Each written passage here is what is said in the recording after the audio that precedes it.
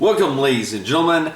So, as you guys know, we are taking a look at the Decepticon, leader of the Stunticon's Motormaster. And one of the things you will probably notice is that in connection to his cab, this trailer is a little bit stumpy.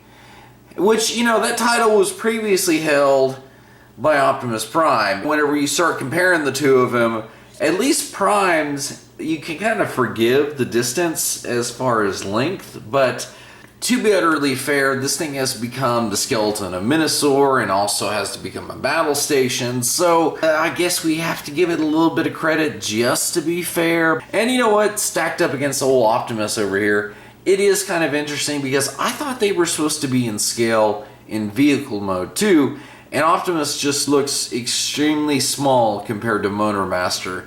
And okay, I'm guessing it's robot mode only that they're in scale. So we'll see when we get there, but I did just kind of want to show you what he looks like in vehicle mode. And here's old Motorhead in his robot mode, and my goodness, doesn't he look just so resplendent.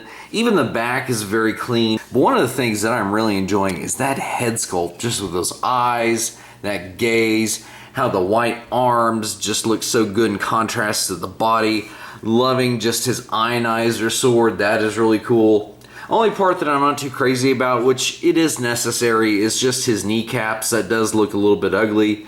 It's okay. It's okay. I'm not expecting perfection, but this does come pretty close to that, and I'm definitely digging it.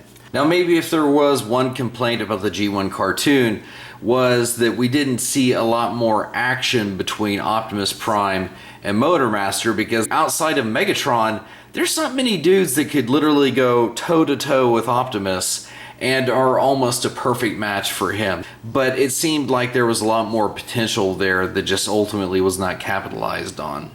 Man, if you were going to make Laser Prime and Scourge envious of a battle station, I think this pretty much takes the cake. Now, what this is actually homaging is the fact that the original Generation 1 toy actually could form a base mode and attach to the larger G1 Tripticon. The funny thing is when you look at it, his face is kind of concealed, and that's the way the instructions say for the gun to actually be formed. So I don't know if you can see this or not, but basically where this is at, this looks like it may be sort of like a viewfinder that he can kind of look through whenever he's firing at somebody. Although I prefer to have it up like this, to where maybe it's got like a digital display where he can just target that way. So while it's maybe not my favorite absolute thing about this whole overall set, it's nice that it's there, and I appreciate them allowing us to do this.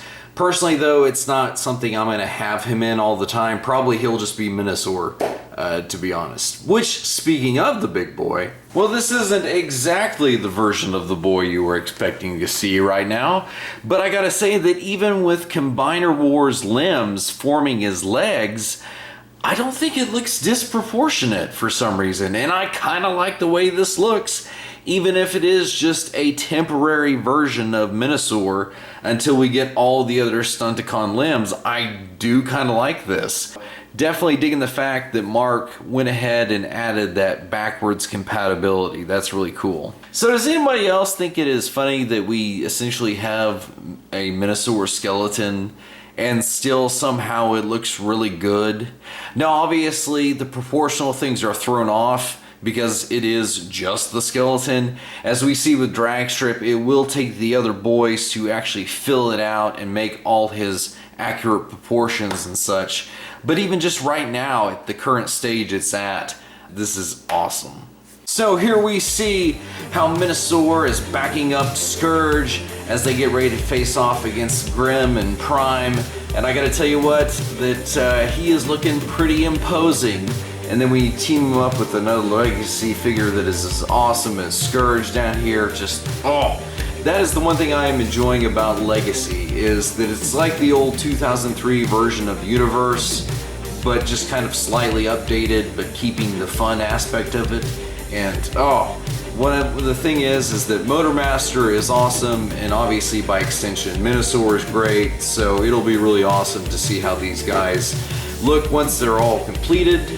But With that being said, guys, I hope you enjoyed this review of Legacy Motormaster, and until next time, we'll see you in another review. Well, look who's here! The old king of the road! I've been waiting for this a long time, Prime!